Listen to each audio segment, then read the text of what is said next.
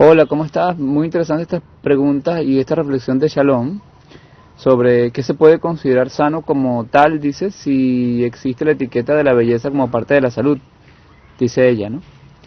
Eh, si un cuerpo, bueno, ella, entiendo que Shalom es ella, ¿no? Si un cuerpo no presenta características hegemónicas hacia los cánones establecidos, realmente se le podría considerar hermoso, a pesar de gozar de una buena salud, de una salud inmaculada. Pareciera que el canon es tan fuerte que una persona que no cumple con las características, con los marcadores estéticos, o con las características de la estética hegemónica, pareciera que es difícil que lo asumamos como que está sana, ¿no? Claro, el sistema clínico tiene sus concepciones de salud y que aparentemente van más allá de si una persona es bella o no, ¿no? Supuestamente se trata de una verdad objetiva, ¿no?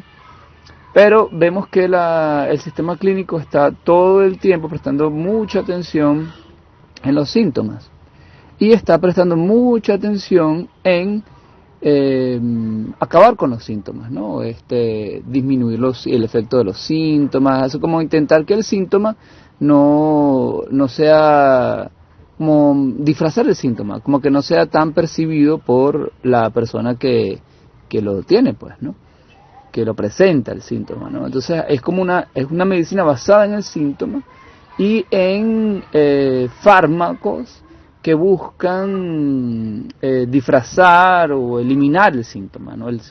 Nunca no es una medicina que va como a la raíz de las afectaciones de salud o los desequilibrios de salud, ¿no? Sino que más bien está muy basado en el concepto de enfermedad, ¿no? Y la enfermedad entendida así sintomáticamente, y entonces las formas de atender la enfermedad son formas generalmente así, muy asociadas a fármacos que disfracen, ¿no? Que generen como una especie de anestesia del síntoma, ¿no? Eso hace que la estética sea extremadamente, o sea, la función sea extremadamente importante, la función estética sea extremadamente importante en la construcción de la salud que nosotros tenemos, ¿no? Y hace como bien difícil que no asociemos a la gente o a los pueblos que están fuera del patrón de belleza de la modernidad, hace difícil que no los veamos como, o que el sistema no los catalogue, y nosotros como parte del sistema no los cataloguemos como, es difícil que no los cataloguemos como enfermos, ¿no? Porque nos parece que la fealdad es como una enfermedad, porque es tan fuerte el patrón de belleza que todo lo que se salga de él lo vemos, o sea, está tan asociado ese patrón al concepto de ser humano que todo lo que se salga de ese patrón pareciera que no es humano, ¿no? De ahí la preocupación por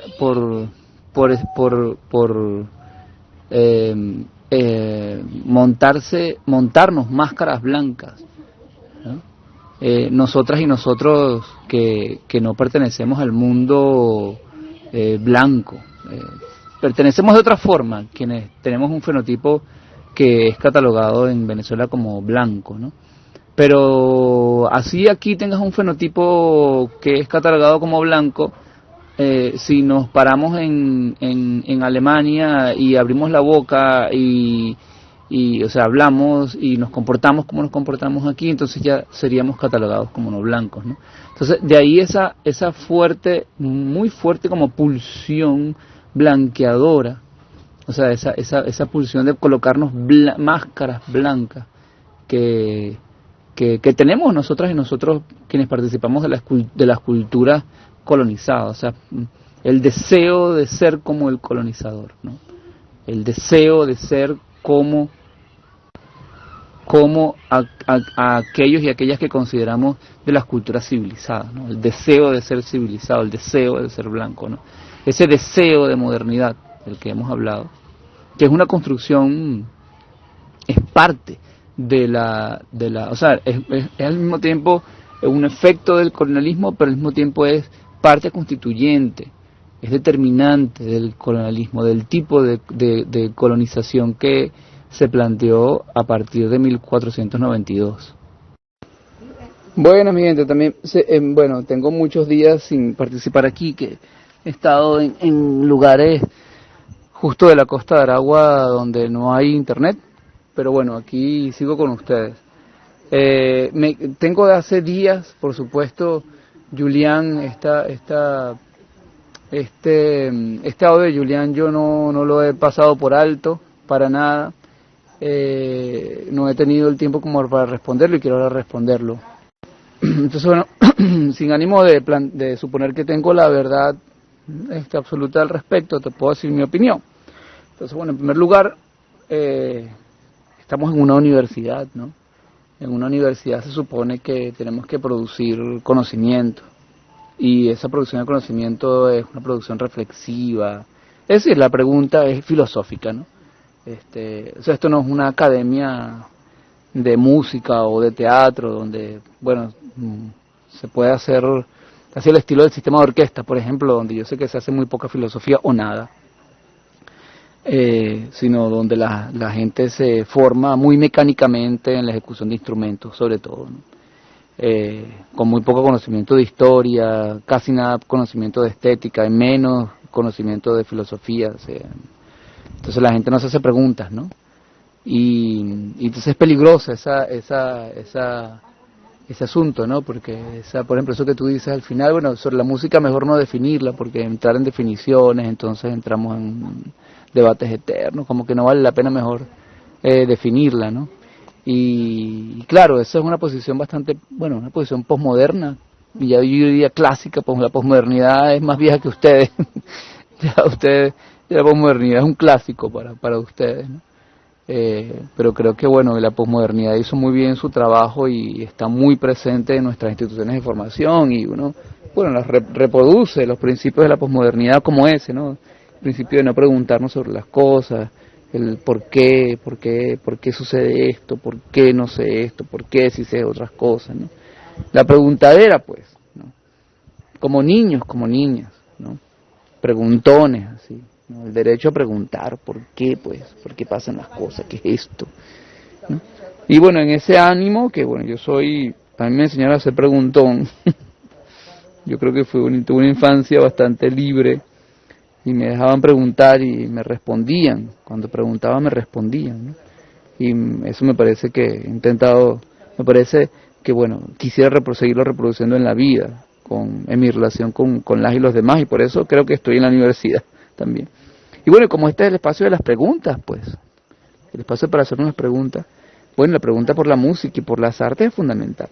Bueno, porque es que si no, como siempre, como todo, ¿no? Lo que quiere este sistema es que no nos preguntemos nada, y que seamos sus fieles obedientes, y ya está, ¿no? Y que bueno, lo reproduzcamos sin hacer muchas preguntas, porque hoy hacer estas preguntas también y lo pone a uno en unos lugares complicados existencialmente. Entonces muchas veces preferimos no hacernos preguntas, y para qué, y mejor ya pues tocar instrumentos y listo, no nos importa si esto que estamos haciendo es lo que sea estamos haciendo, ¿no? Pero bueno, nada, ahí, como aquí somos preguntones y aquí estamos en la cultura de la pregunta por la música y por las artes, por lo que llamamos artes, es maravillosamente compleja esa pregunta. Por ejemplo, ustedes saben que lo que hoy día llamamos artes no siempre fue llamado artes. Ustedes saben, por ejemplo, que vamos a ver un poco de historia de la palabra, ¿no? La palabra arte viene de la palabra ars, que es una palabra latina, o sea, de origen romano, el latín, la lengua del Imperio Romano, que durante todo el Imperio Romano y luego en el periodo que llamamos el Medioevo, que era el lenguaje oficial en todo ese lugar que hoy llamamos Europa, que no se llamaba así, la palabra, el latín era la lengua que se usaba, ¿no? La lengua oficial, la lengua del poder. Y en esa lengua la palabra ars significaba una palabra muy parecida a lo que hoy día nosotros decimos, por ejemplo, técnica, pero no la técnica del músico o del pintor o del actor, o no como hoy en día entendemos esa palabra, sino técnica en general. O sea, la técnica significa saber hacer algo bien, con técnica. Entonces, el artista, era el que hacía bien las cosas, pues, el técnico, el que tenía un oficio aprendido. Entonces, fíjense, por ejemplo, muy interesante, que en la Edad Media, por ejemplo, se hacen, bueno, siempre se ha intentado hacer como jerarquías de las artes, ¿no? En el mundo griego también. Entonces, ¿cuáles son las más importantes técnicas, ¿no? Entonces, por ejemplo, la pintura nunca aparece como un arte importante. Es un arte menor, una técnica menor. La música, sí. La música en casi todas las jerarquías aparece como... Pero de la música, sobre todo, lo que hoy día llamaríamos como la musicología, ¿no? Como en ese entonces era como la reflexión teológica y filosófica sobre la música, no la ejecución. La ejecución era menos importante que la retórica, por ejemplo. Una de las artes más importantes era la retórica y la oratoria, con la música. Y así la astronomía era un arte importante, la matemática era un arte importante. La música era importante en un sentido matemático, ¿no? Porque, bueno, la música tiene esa cercanía con la matemática, ¿verdad? Que ustedes conocen, ¿no? Entonces, no tanto como ejecución de un instrumento, como lo conocemos nosotros, sino más bien casi como herramienta para comprender la matemática, que se entendía como un arte, como ars. Y por ejemplo el teatro, cosas así, aparece en algunas jerarquías por allá como un arte más o menos importante. Pero hoy lo que conocemos así como artes, pues en la Edad Media no se entendía igual. Si tú decías, el pintor, el artista, bueno, así como decir, pintor era algo así como para nosotros sería más o menos como un albañil, algo así, como un obrero, ¿no? O sea, un obrero con alguna calificación, ¿no? No eran tan importantes. Eso es una cosa interesante, fíjate. Entonces, es interesante pensarse qué es lo que hacemos, ¿no? Y bueno, así. Entonces, esa palabra ars, luego, en la modernidad, o sea, sobre todo desde el Renacimiento, por una necesidad de los nuevos ricos, los nuevos poderosos, que son los burgueses, que son aquellas personas que se salían de los reinos, de los pequeños reinos, de los principados, de los feudos, y se ponían a vivir porque eran artesanos, porque manejaban artes muy útiles, como, bueno, la carpintería, eran maestros carpinteros, maestros del fuego, de las artes del fuego, etcétera, ¿no? Se pusieron a vivir aparte y poco a poco se hicieron más poderosos hasta que apareció el comerciante también. Entonces el comerciante se movía entre el feudo y el burgos, que es la ciudad, ¿no? Y poco a poco se estableció en la ciudad y se hizo cada vez más poderoso y más poderoso hasta que se hizo más poderoso que el propio Papa, ¿no? Y empieza ese proceso de el nacimiento de la burguesía y con su sistema económico, que es el capitalismo, pues nace ahí en la modernidad, nace en ese periodo que llamamos como del Renacimiento, ¿verdad? En 1300, 1400, ¿no? En ese lugar que llamamos Europa, con mucha fuerza se empieza a instalar ese sistema. Esto requeriría como una clasecita aparte, pero algunos datos nada más sobre la noción de arte, ¿no? Y aparece entonces el burgués, el banquero, entonces los Medici, en Florencia, en Italia, en lo que llamamos la Italia, ¿no? Hoy día, ¿no? Entonces los Medici dijeron, nada, nosotros necesitamos un tipo, un arte, ¿no? Que nos represente, ¡pah! Y entonces ahí está la arquitectura con sus grandes murales y la pintura llenando todos los espacios y entonces la pintura en la que empiezan a aparecer ¿quiénes? Bueno, ya no los santos, ya no las historias de Cristo, ya no las historias de la Biblia, ¿no? Ahora empiezan a aparecer los burgueses, ¿no? Y también empiezan a aparecer los burgueses en el sentido de, bueno, las personas burguesas, o sea, la representación de las familias burguesas, ¿no? Con nombre y apellido, pues, ¿no? Tú no vas a ver los retratos de un príncipe en el siglo XI, no, o en el siglo X, no, tú vas a ver fundamentalmente la reproducción de imágenes de Cristo, de María, de santos, ¿no? Pero en el siglo XIV, 13, 14, 15, empiezan a aparecer los burgueses, o sea que empieza a ser importante la presencia del individuo poderoso, ¿no? Porque fíjate, este individuo poderoso se está haciendo poderoso frente al Papa, frente al poder de la Iglesia, que es un poder donde, bueno, digamos, es como más abstracto, ¿no? Centrado en el Papa, ¿no? Y en los monjes y en toda esa jerarquía, ¿no? Pero tú conoces es la Iglesia como poder, ¿no? Entonces, pero ahora es esa Iglesia que se enfrenta contra, ¿no? En tensión con los Medici, que ahora sí tienen nombre y apellido, pues los apellidos son importantes, el individuo, ¿no? Empieza toda esa cosa del valor del individuo, ¿no? Porque, bueno, es un valor además político que nace, ¿no? Y los tipos dicen, necesitamos una herramienta que nos permita que nuestra individualidad ocupe el espacio de la ciudad. Entonces aparece la arquitectura por eso la retoma del antropocentrismo escultórico griego, aparece, pero ya no es el dios tal, no es Zeus, no, ahora es el príncipe tal, ahora es el burgués tal, ahora es, ¿no? Con nombre y apellido aparece, ¿no? Y aparece el pintor también. Ahora sí es verdad que aparece el pintor. Durante la Edad Media no hay autoría, o sea, aparece el autor. Bueno, porque aparece el individuo como nuevo poder, pues que se enfrenta al poder del Papa, ¿no? Entonces ahí recién es que la pintura tiene un lugar importante dentro del sistema, dentro de la valoración de los trabajos, de las arts, de las artes, ¿no? Fíjate, es muy reciente, ¿no? ¿Qué cambios estos, no? Bueno, y todo esto viene de una palabra griega que es la palabra tekné, que es donde viene la palabra técnica, ¿no? Tekné y ars, la ars no es otra cosa que la palabra latina para decir tekné.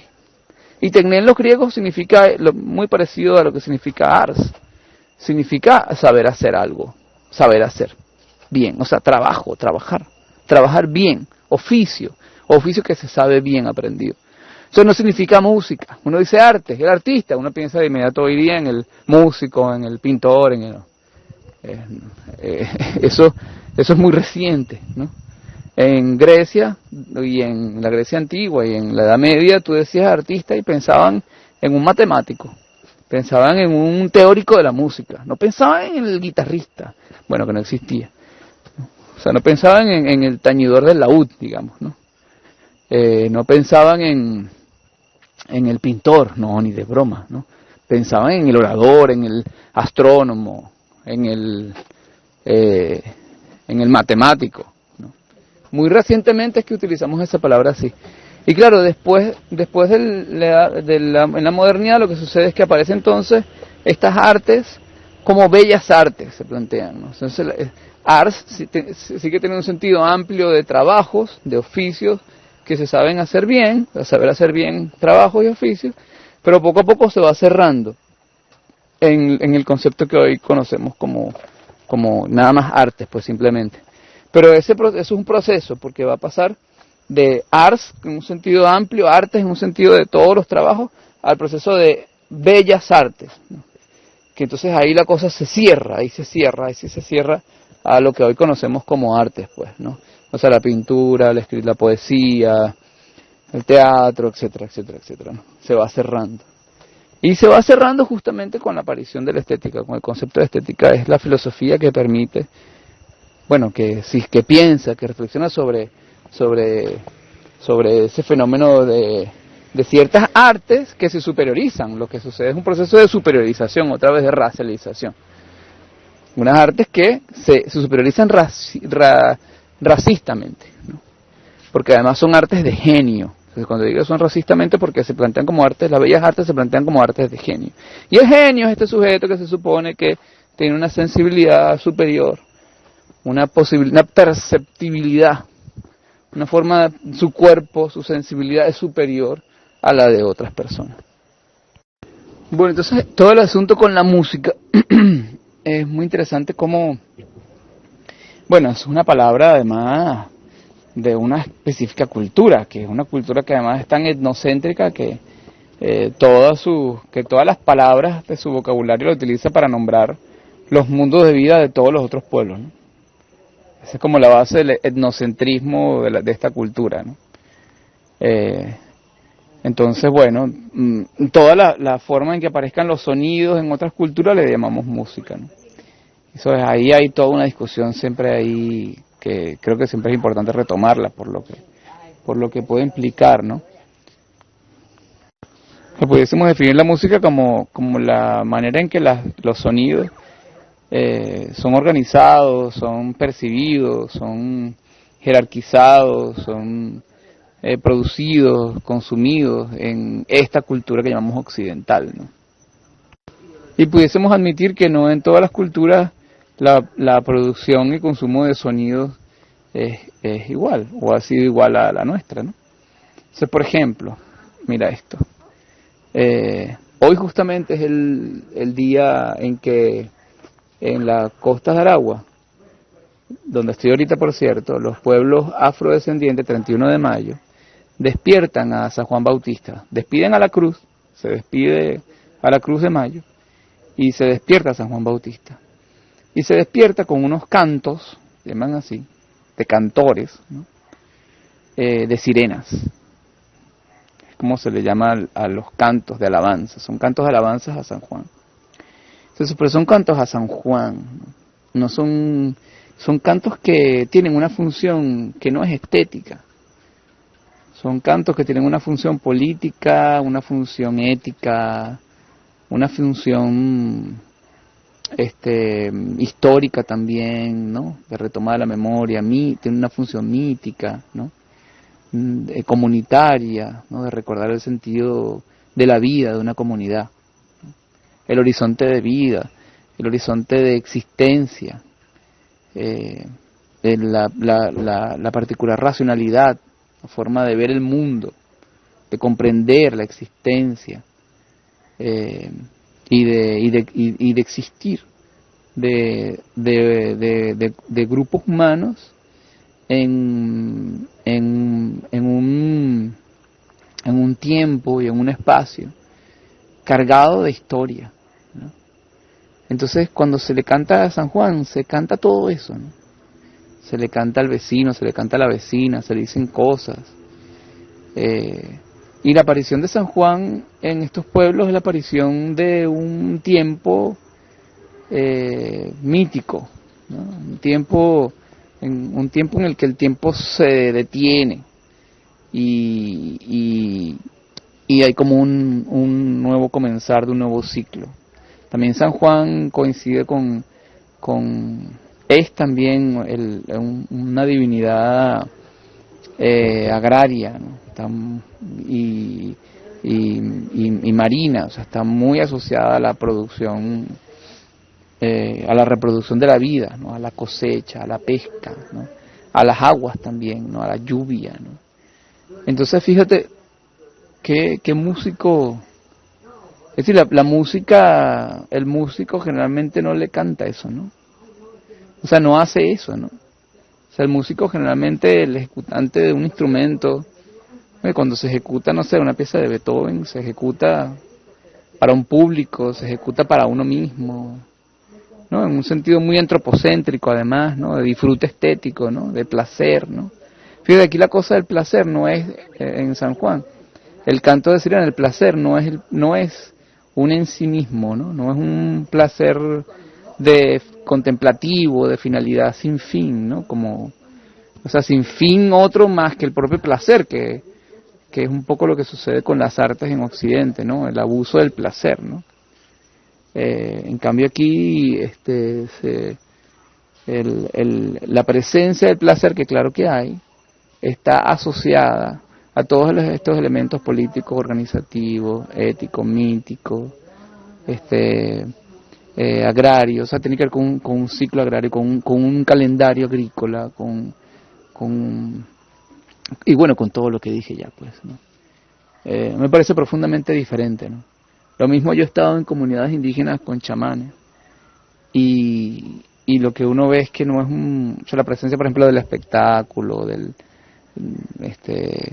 de toda esa noción de producción de sonidos, primero como asociados al genio, asociados a la belleza, y además una belleza específica, como relacionada además como con una clase social y con una forma de concebir el mundo, ¿no? Yo creo que la música es como que pertenece al mito de la modernidad, ¿no? Es como la forma en que los sonidos son incluidos en el mito de la modernidad. La música misma es como parte de ese mito, ¿no? El mito de la modernidad, ¿no? Además que hay otra diferencia, que es que la música no, o sea, tiene un fin de organización de las jerarquías de poder en la cultura, ¿no? O sea, siempre ha tenido en Occidente esa función, ¿no? O sea, los que tenían acceso a la música, por ejemplo, la música sacra, los que tenían acceso a los cantos gregorianos eran los sacerdotes, los curas, ¿no? O sea, ya implicaba eso como, si tenías acceso a eso, porque tenías acceso al poder. Lo mismo después en la modernidad, ¿no? El que tenía acceso al teatro, a la ópera, después, y el que tenía acceso al concierto, ¿no? Esa idea del concierto, ¿no? Es también que la idea de concierto tú no la ves en las culturas originarias, ¿no? Pero en la modernidad que tiene acceso al concierto, tiene acceso también al poder, porque el concierto va a la gente de poder, ¿no? Fundamentalmente, pues siempre después empiezan las políticas de inclusión y tal, y bueno, yo también quiero tener acceso al concierto, y aparece el sistema de orquesta, ¿no? En cambio, en las culturas originarias, los sonidos, los cantos y las percusiones también, ¿no? Tienen una función técnica, científica muy específica, ¿no? Por ejemplo, yo he estado en comunidades Wotuja donde se canta también, por ejemplo, para que suceda algo, ¿no? O sea, se hace un canto chamánico que además dura horas, ¿no? Puede durar toda una noche hasta la madrugada, de un grupo de gente que tienen una función para que suceda algo en la realidad, ¿no? O sea, hay elementos técnicos, científicos, de operatividad de esos cantos que la música occidental no tiene la más mínima idea de eso, ¿no? Que la música puede tener ese poder, ¿no? O sea, que puede generar un proceso de sanación, puede generar un proceso de relación con los invisibles. Por ahí, por supuesto que hay músicas y músicos occidentales que intentan hacerlo, sobre todo de esta nueva age, terapéutica, no sé qué, ¿no? Y bueno, y hay gente que sabe también que los instrumentos no solamente sirven para hacer conciertos, sino que los sonidos también sirven para comunicarse con plantas, animales, y sirven como herramientas técnicas de comunicación con el cosmos, ¿no? Bueno, por ahí la cosa, complicadita, muy interesante. Y bueno, y para alguien que estudia musicología, entonces una persona que estudia musicología tiene que hacerse todas estas preguntas. Buenas de nuevo por aquí. Hola Julián, ¿cómo estás? Bueno, esas 3 preguntas las he respondido ya en otros audios, entonces hay que escuchar los otros audios. Sí.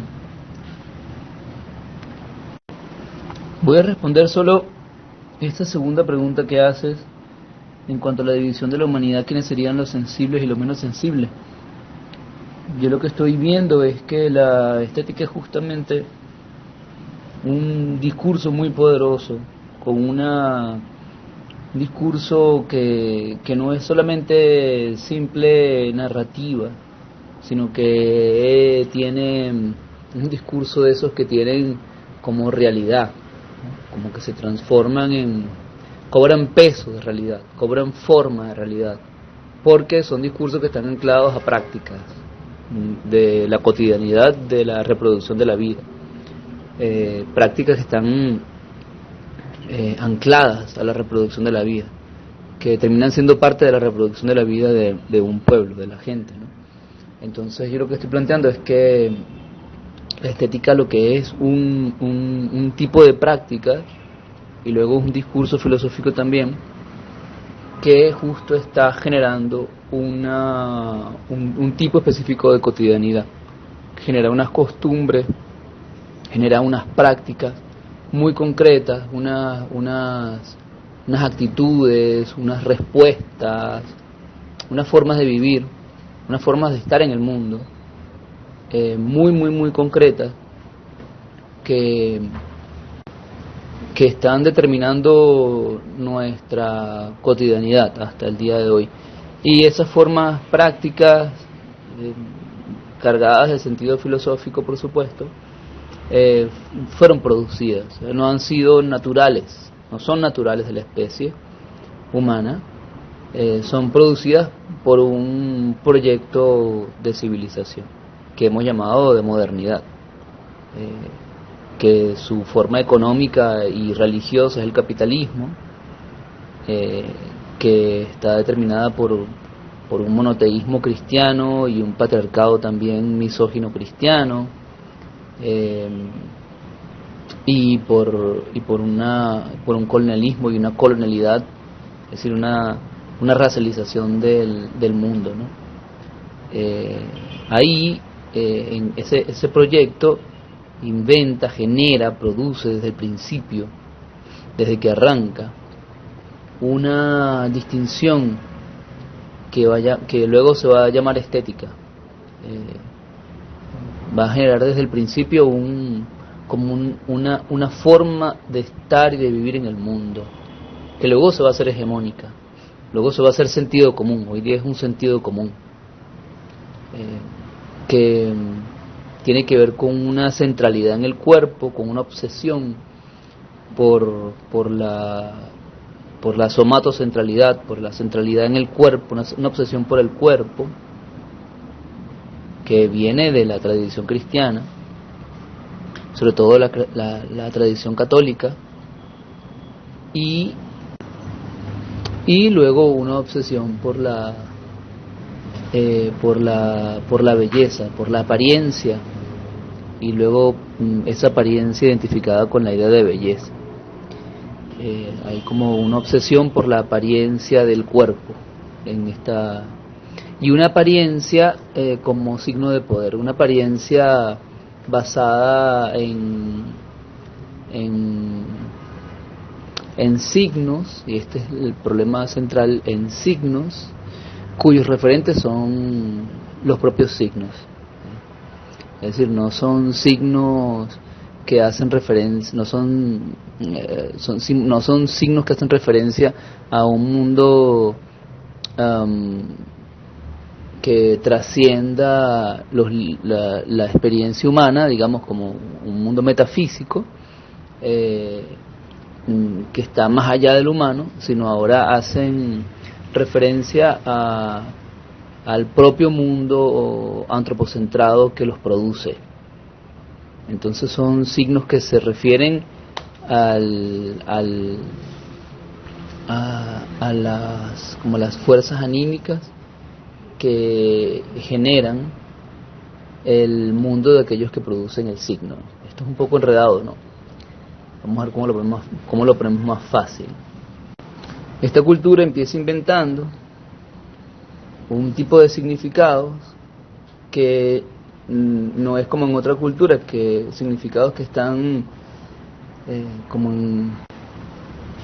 que dan cuenta de la trascendencia de todo lo que, de la correspondencia entre lo vivo, por ejemplo, de las relaciones, de las múltiples relaciones y hermandades y parentescos entre lo que está vivo, como son las cosmovisiones originarias, sino que ahora son signos que se refieren a la propia capacidad antropocentrada de producir unos signos cuyos referentes son esa propia capacidad antropocentrada, o sea, esa propia capacidad, ahora decimos humana, de producir signos. Entonces, esto es la naturaleza de los signos estéticos. Son signos que se refieren a sí mismos. Por eso son contemplables, supuestamente, sin finalidad. Por eso no de lo único que hablan, de lo que mejor hablan, es de la posibilidad supuestamente humana de contemplar por contemplar. Porque claro, detrás de esos signos lo que hay es la pura capacidad de producir, de reproducirse ellos mismos.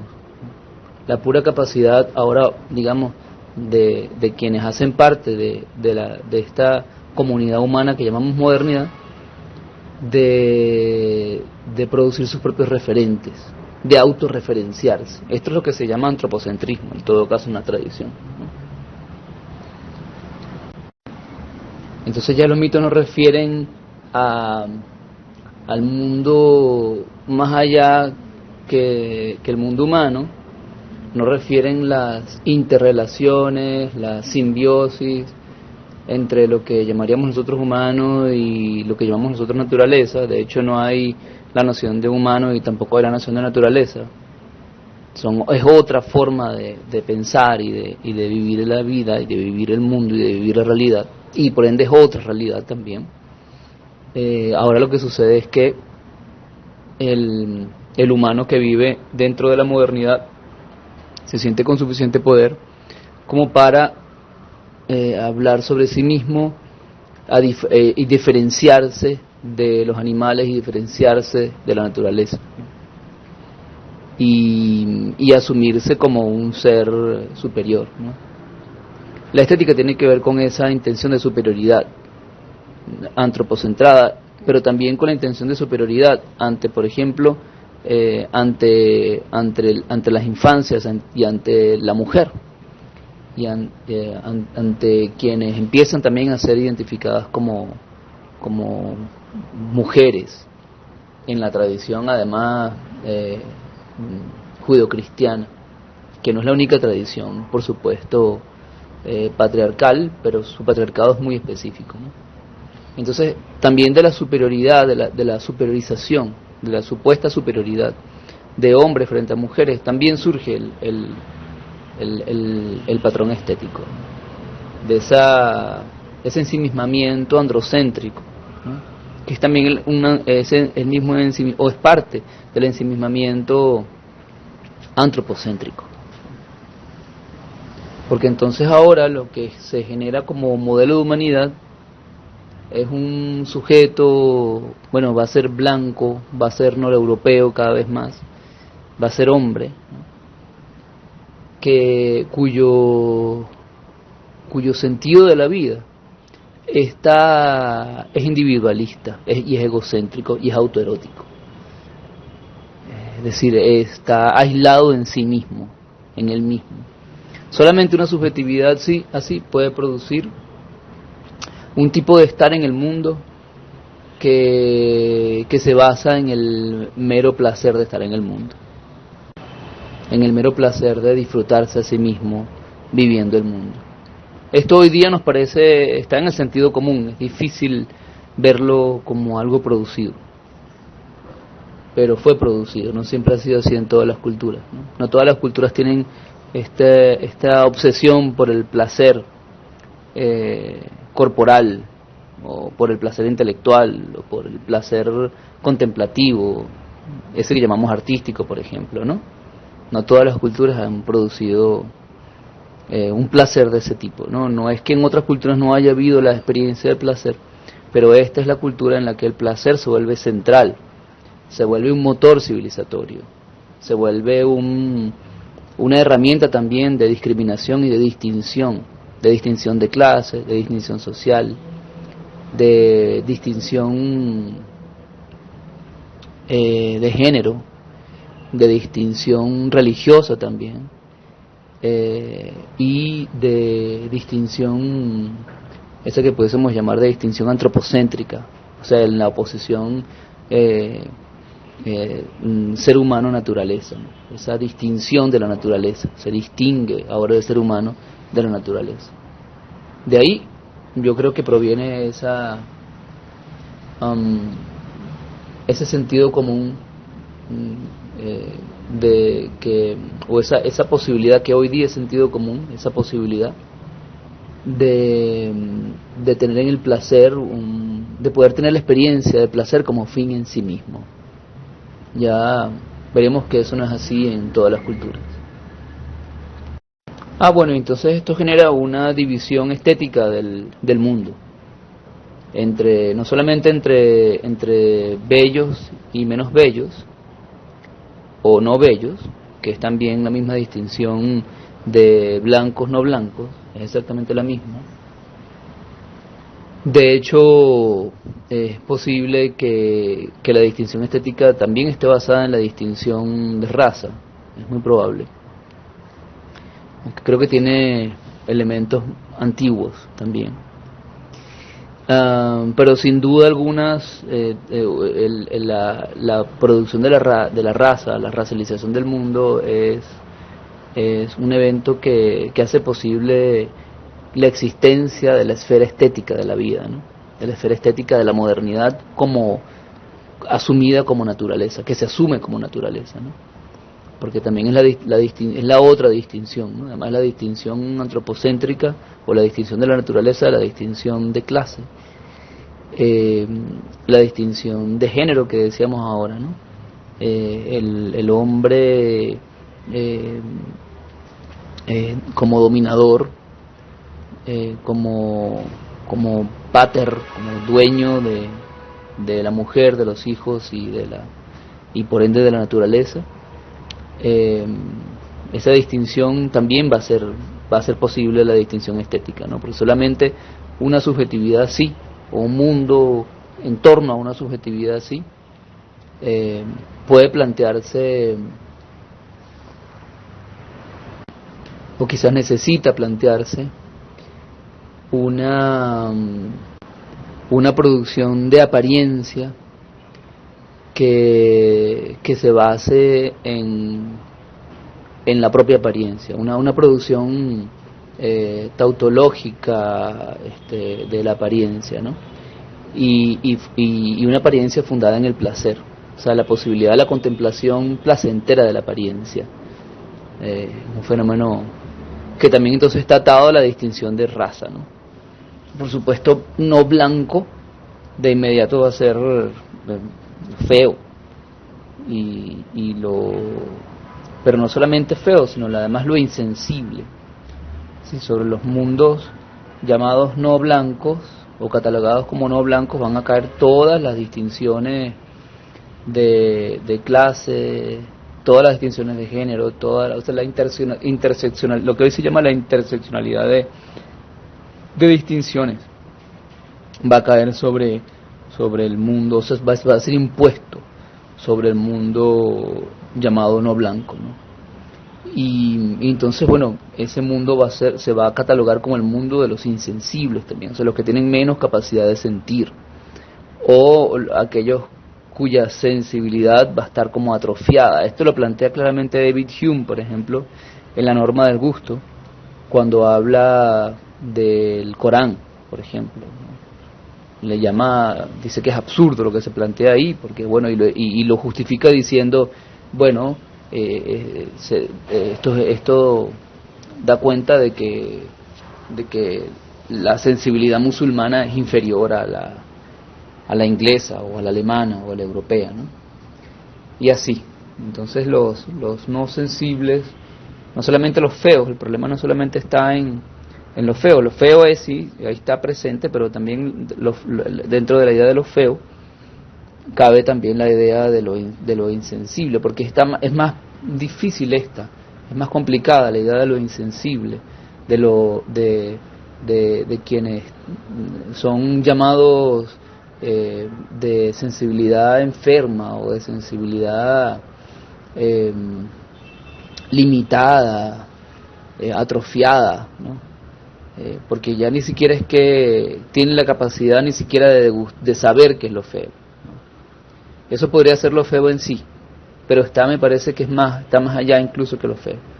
O sea, está en el orden, por supuesto, en el orden de la deshumanización absoluta. Quizás lo feo puede que haya humanos feos, pero ya hablar de humanos insensibles, o sea, con incapacidad para distinguir la belleza, o con incapacidad para, ni siquiera la belleza, pero incapacidad para distinguir del frío, del calor, y por ende del bien y el mal, ¿no? lo sensato de lo insensato, ¿no? De esto es justamente de lo que va a tratar la estética, ¿no? De la creación de este patrón de dominación, de esta división estética del mundo, que, como estoy diciendo ya, fue producido como experiencia del mundo que se va a hacer hegemónica, producido comenzando el siglo XV con la experiencia de los conquistadores en Abya Yala.